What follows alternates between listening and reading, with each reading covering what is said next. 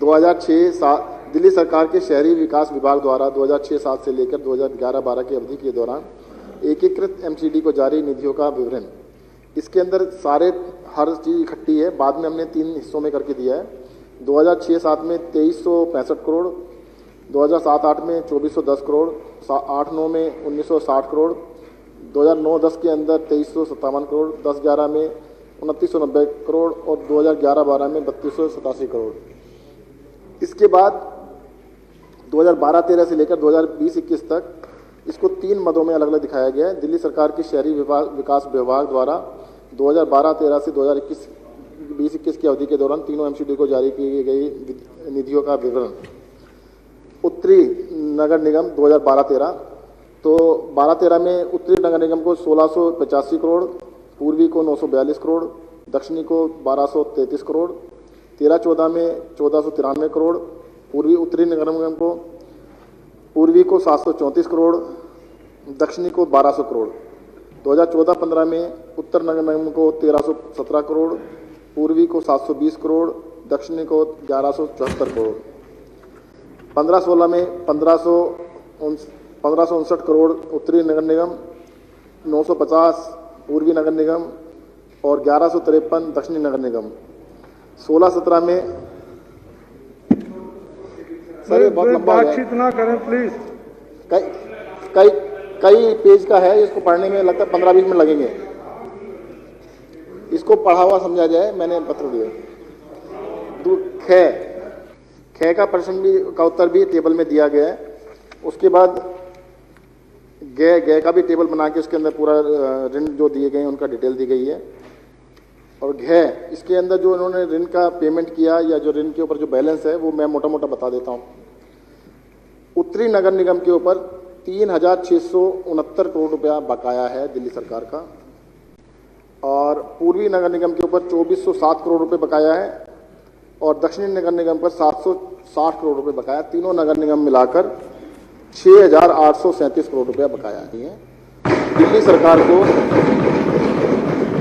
दिल्ली सरकार को मैं दोबारा से रिपीट कर देता हूं, उत्तरी नगर निगम से 3669 करोड़ रुपया लेना है, पूर्वी नगर निगम से 2407 करोड़ रुपया लेना है और दक्षिणी नगर निगम से 760 करोड़ रुपया लेना है। तीनों का मिलाकर 6837 करोड़ रुपया दिल्ली सरकार ने लेना है। एक चीज और बता देता हूं, दक्षिणी नगर निगम ने पिछले 2 साल से अपने इस बकाया राशि में से एक पैसा नहीं दिया सरकार को वापस। पूर्वी नगर निगम ने पिछले 4 सालों से 2017-18, 18-19, 19-20 और 20-21 में एक पैसा वापस नहीं किया। और उत्तरी नगर निगम ने पिछले 6 साल से एक भी पैसा वापस नहीं किया है। 2015-16, 16-17, 17-18, 18-19, 19-20 और 20-21 6 साल में एक भी पैसा वापस नहीं किया। आदरणीय अध्यक्ष महोदय, पेज नंबर 4 और पेज नंबर 5 जो हमने आंसर दिए हैं उसमें 2012-13 से लेकर 2020-21 तक का पूरा हिसाब दिया गया टेबल के अंदर। किस वर्ष में कितना नया लोन दिया गया, कितना उससे वसूली किया गया, कितना बैलेंस लोन बचा, तो पूरा का पूरा चार्ट बना के दिया गया है। प्रश्न संख्या 24 का उत्तर निम्न प्रकार है। क्या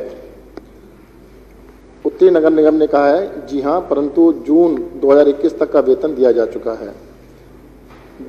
साउथ एमसीडी ने कहा है जून 21 तक के वेतन का भुगतान किया जा चुका है, वेतन के भुगतान का कोई विलंब नहीं है। पूर्वी नगर निगम ने कहा है कि सफाई कर्मचारियों को अब तक जून माह तक का 2021 तक का वेतन दिया जा चुका है, जबकि एरिया का भुगतान निगम की में निधि की अल्पता के कारण वर्ष 2013 से लंबित है। क्या यह सत्य है कि सेवानिवृत्त कर्मचारियों को उनके पेंशन संबंधी लाभ जारी करने में भी काफी समय लग रहा है? उत्तरी नगर निगम जी हां, सेवानिवृत्त कर्मचारियों को मई 2021 तक की पेंशन का भुगतान किया गया है।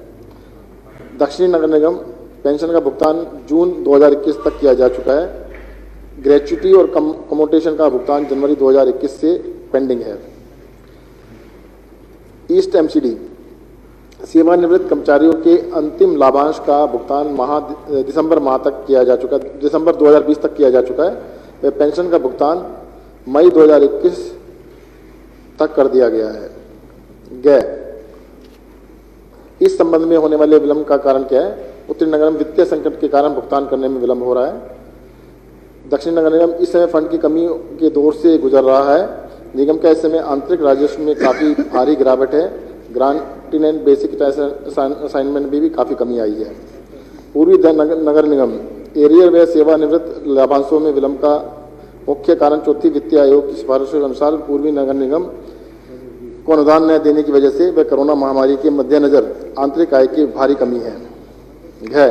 उत्तरी नगर निगम कर्मचारियों को देय राशि का नियमित रूप से भुगतान करने के लिए व अपनी आय बढ़ाने के लिए निगम ने कई परियोजनाओं को कार्यान्वित करने हेतु कार्यवाही शुरू की है तथा फंड जारी करने के लिए देश सरकार से पत्र व्यवहार किया जा रहा है। दक्षिणी नगर निगम दक्षिण दिल्ली नगर निगम वेतन के भुगतान के लिए अपने राजस्व का उपयोग कर रहा है तथा जरूरी देनदारी का भुगतान वेतन के भुगतान के बाद किया जाता है।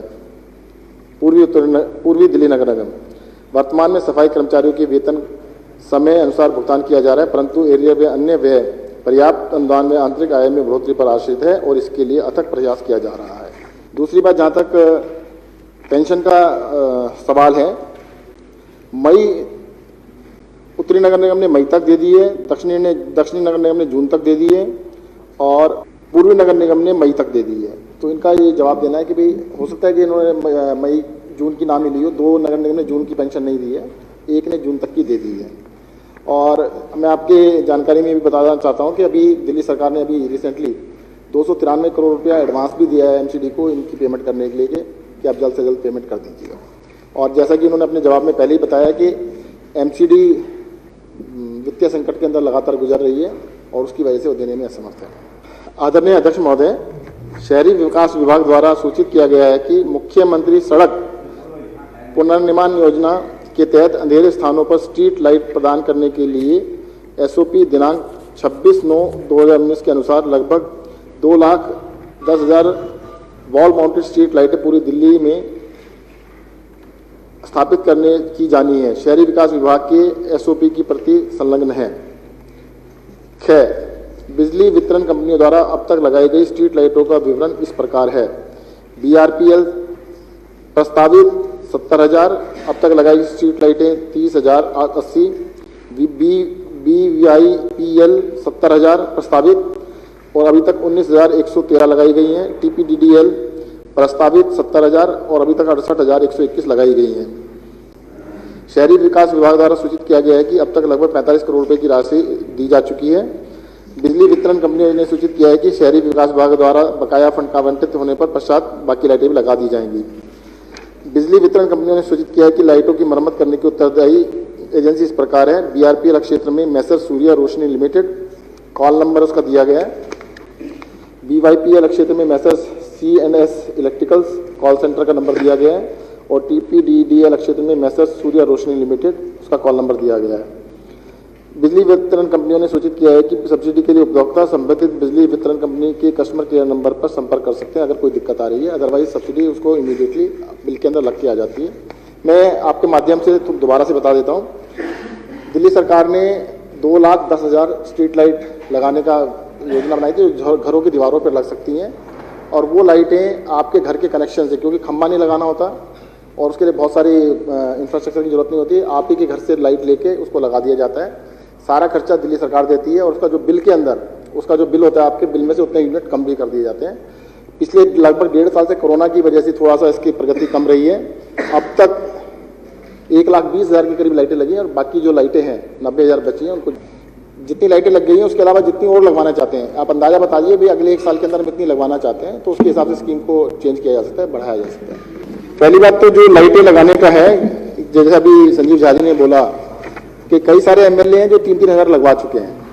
ये तो थोड़ा प्रोएक्टिवली एमएलए को अपना इसमें रोल निभाना पड़ेगा कि वो जो लिस्ट बना के देते हैं डिस्कॉम्स को देते हैं और डिस्कॉम्स वाले लगाने में देर नहीं करते हैं।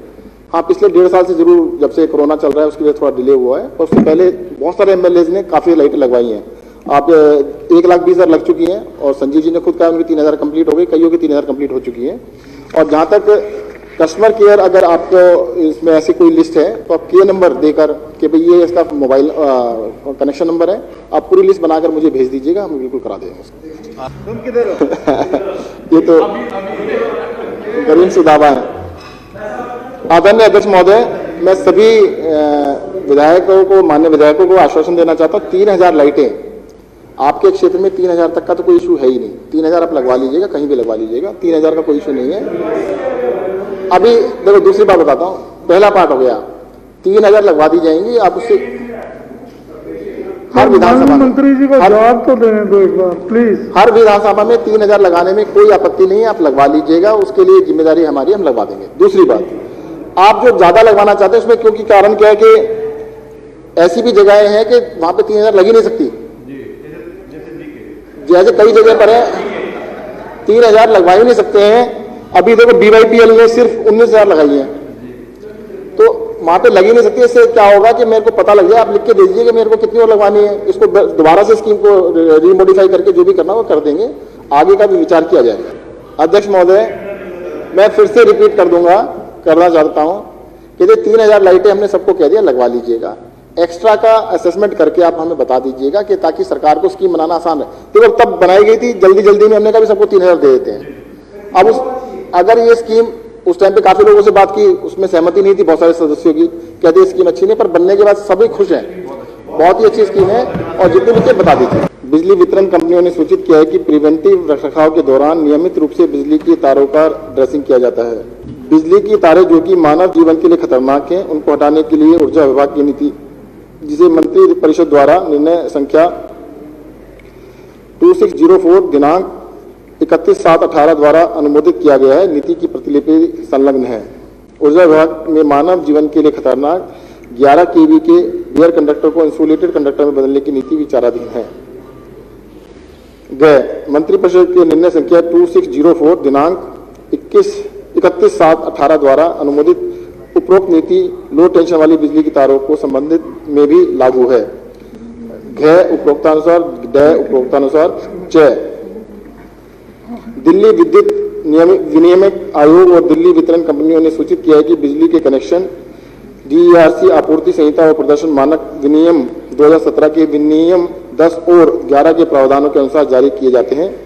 निरीक्षण करने पर यदि DERC आपूर्ति संहिता और प्रदर्शन मानक विनियम 2017 की विनियम 11(2)(4) में निर्दिष्ट शर्तों का उल्लंघन पाया जाता है तो बिजली वितरण कंपनी लोड को मंजूरी नहीं देती है। इसकी प्रतीक ख पर संलग्न है। भवन व विद्युत नेटवर्क के बीच न्यूनतम दूरी केंद्रीय विद्युत प्राधिकरण सुरक्षा व विद्युत आपूर्ति के संबंध उपाय विनियम 2010 द्वारा समय समय पर संशोधित नियम 60 और 61 में निर्दिष्ट की गई है, प्रतिलिपि संलग्न है। 6 बिजली वितरण कंपनियों ने सूचित किया है कि संबंधित विषय पर दिल्ली विद्युत विनियामक आयोग और केंद्रीय विद्युत प्राधिकरण के प्रावधानों को मानने के लिए बाध्य है, उपरोक्तानुसार लागू नहीं होता। आदरणीय अध्यक्ष महोदय, जो बिजली के बेयर कंडक्टर्स हैं, जो नंगी तारें हैं, अभी तक उनको अंडरग्राउंड करने का ही प्रोविजन चल रहा था।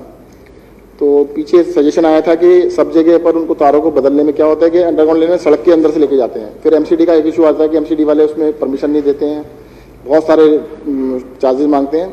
तो उनको इंसुलेट करने का प्रोविजन है, जिसको दिल्ली सरकार के विचाराधीन है और जिसको जल्द से जल्द अप्रॉक्सीमेटली अंदाजा है कि 2 महीने के अंदर उस पर डिसीजन कर लिया जाएगा, ताकि ज़्यादा से ज़्यादा उनको इंसुलेट किया जा सके और कोई भी MLA अपने MLA फंड से उसको कराई सकता है, उसमें कोई दिक्कत नहीं। ट्रांसफार्मर के बारे में बताना चाहूँगा कि सभी माननीय विधायक, जैसा कि पिछले 2-3 साल के अंदर बहुत सारे विधायकों ने अपने क्षेत्र में ट्रांसफार्मर्स लगवाने के लिए जगह चिन्हित करने में बहुत ही प्रोएक्टिव रोल निभाया।